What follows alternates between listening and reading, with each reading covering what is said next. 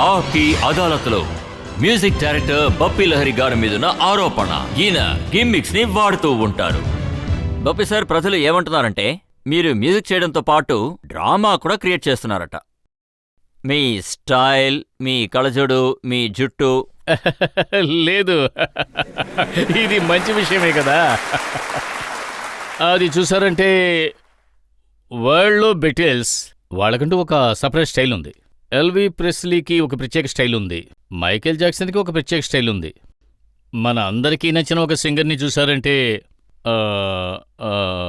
Ricky Marty, ఆయనకి ఒక style ఉంది. నేను చిన్న వయసు నుంచి కూడా ఎల్వి ప్రెస్లీ ఫాలోవర్ని. నాకు చిన్నప్పుడు ఒక కల ఉండేది. నేను ఒక కంపోజర్ని. నేను సింగర్ని కాదు. I'm a singer, I'm a composer. So ఈ రెండిటిలోనూ మంచి పేరు వచ్చిందంటే నాకంటూ ఒక ఇమేజ్ని సృష్టించాలి అనుకున్నా. అప్పుడే నేను ఒక ఇమేజ్ని క్రియేట్ చేశాను. This is Bappi Lahari, that is golden. 4-5 కిలోలు బంగారం వేసుకునే ఇమేజ్. గోల్డ్ మ్యాన్ అని నిక్షేపంగా చెప్పొచ్చు. గోల్డ్ అంటే నాకు లక్కీ. ఒక అతిపెద్ద యాక్టర్ అంటే రాజ్ కుమార్ గారు ఇప్పుడు ఈ ప్రపంచంలో లేరు. ఆయన్ని మీరు కలవడానికి వెళ్లారు. ఆయన మిమ్మల్ని చూసి ఏంటినా అన్ని వేళ్లకి ఉంగరాలు వేసుకున్నారు, నేనీయనకి చెయ్యివ్వను, ఎందుకంటే ఆయన చూడ్డానికి ఆడదానిలా ఉన్నారని అన్నారు. అవును, అది నిజమే. ఎందుకంటే ఆయనకు అలా అనిపించింది. మెడలో ఇన్ని చైన్లు వేసుకోవడం చూసి మేబీ ఆయనకి నేను అమ్మాయిలా కనిపించి ఉండొచ్చు. ఇప్పుడు నేను దీని గురించే చెప్పబోతున్నాను. ఇప్పుడు నేను ఒక ఏడాదికి ముందు నేను లండన్లో ఉన్నాను. చాలా చలిగా ఉంది. చలిలో నేను ఒక కోటు వేసుకున్నాను. లోపల నా చైన్స్ అన్ని కూడా ఉన్నాయి. అప్పుడు కొంతమంది నా దగ్గరికి వచ్చి అడిగారు, ఆర్ యూ బప్పీ లహరి? అప్పుడు నేను అడిగాను, నన్ను చూస్తే బప్పీ లహరిలా లేనా అని. అప్పుడు వాళ్ళు అన్నారు, లేదు, చూడడానికి అలాగే ఉన్నారు, కానీ మీ బంగారు నగలు ఎక్కడా కనపడడం లేదు అన్నారు. అప్పుడు నేను చాలా చలిగా ఉంది, అందుకని లోపలే వేసుకున్నాను అని చెప్పాను. యూ వాంట్ టు సీ అని చూపించాను. ఇప్పుడు మీరు బప్పీ లహరి అన్నారు.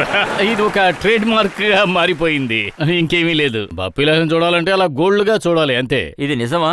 మీ గోల్డ్ లాకెట్ ని మైకేల్ జాక్సన్ గారు అడిగారట? ఆఫ్ కోర్స్, బాంబేకి ఒక్కసారి వచ్చారు. నేను ఆయన్ని చూడడం కోసం వెళ్ళాను. ఇది నా వినాయకుడు లాకెట్. అది ఆయనకు బాగా నచ్చింది. సో ఆయనకి ఇచ్చేద్దామని నాకు అనిపించింది. ఆ తర్వాత నేను ఆలోచించాను. నేను ఒక ప్రోగ్రాంలో నా చైన్ తీసి అలాగే ఇచ్చేశాను. సునామీ కోసం ఒక గోల్డ్ చైన్ తీసి ఇచ్చేశాను. కానీ ఇది మాత్రం నేను ఇవ్వలేదు. వినాయకుడు నాకు చాలా లక్కీ. అందువల్ల నేను Michael Jackson is a big star, ఆయనకు బాగా నచ్చింది, ఫ్యాంటాస్టిక్ అన్నారు. నేనేమనుకున్నానంటే ఆయన దగ్గర అన్నీ ఉన్నాయి కదా, కానీ నా దగ్గర మాత్రం ఈ దేవుడే ఉన్నాడు. దేవుణ్ణి ఎలా ఇచ్చేస్తాను? బప్పీ గారు, మీరు మొదటి నుంచే ప్రయత్నించారు. ప్రపంచంలో ఉన్న పెద్ద పెద్ద స్టార్స్ ని, అంటే బాయ్ జార్జెస్ లాంటి వాళ్ళని ఇక్కడికి తీసుకొచ్చారు.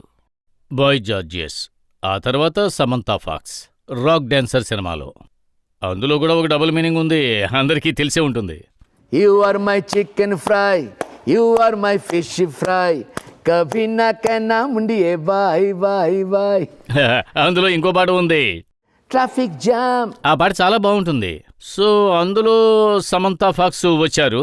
ఫస్ట్ టైం నేను లండన్ పాప్ స్టార్ని తీసుకొచ్చాను. ఆ తర్వాత బాయ్ జార్జ్. నా తర్వాత రాబోయే చిత్రం దేవానా హూ తెరమై. ఆ తర్వాత బాయ్ జార్జ్, ఇండియన్ అపాచీ ఇద్దరు వస్తున్నారు.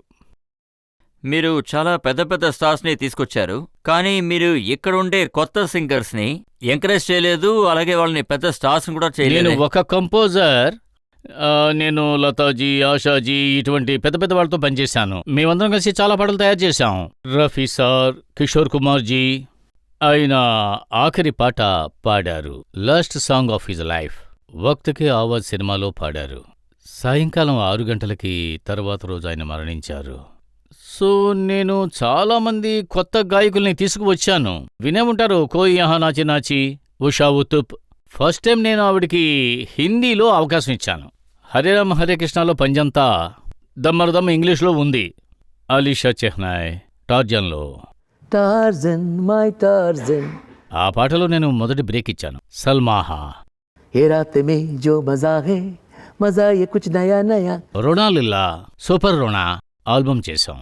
ఆ తర్వాత పార్వతీ ఖాన్, జిమ్మి జిమ్మి ఆజా ఆజా, శరణ్ ప్రభాకర్, హమేరీ జైసీ హసీ. సో ఇలా Vijay Benedict, I'm a disco dancer, Bali Brahmabhatt, ఆయన్నే నేను చివరిసారిగా లండన్ నుంచి తీసుకువచ్చాను. మీరు విట్నీ హ్యూస్టన్తో కలిసి పాట చేయాలని ప్లాన్ మీరు కరెక్ట్గా చేశారు. చెప్పారు.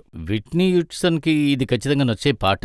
నేను వారికి అన్ని ట్రాక్స్ని పంపించేశాను. 5 ట్రాక్స్ ఉన్నాయి. నాకు తెలిసి ఈ వారంలో ఆవిడకు నచ్చే అవకాశం ఉంది. వారితో కలిసి ఒక్కసారైనా పాడించాలని ఉంది. I want Grammy award. అదే నా కల.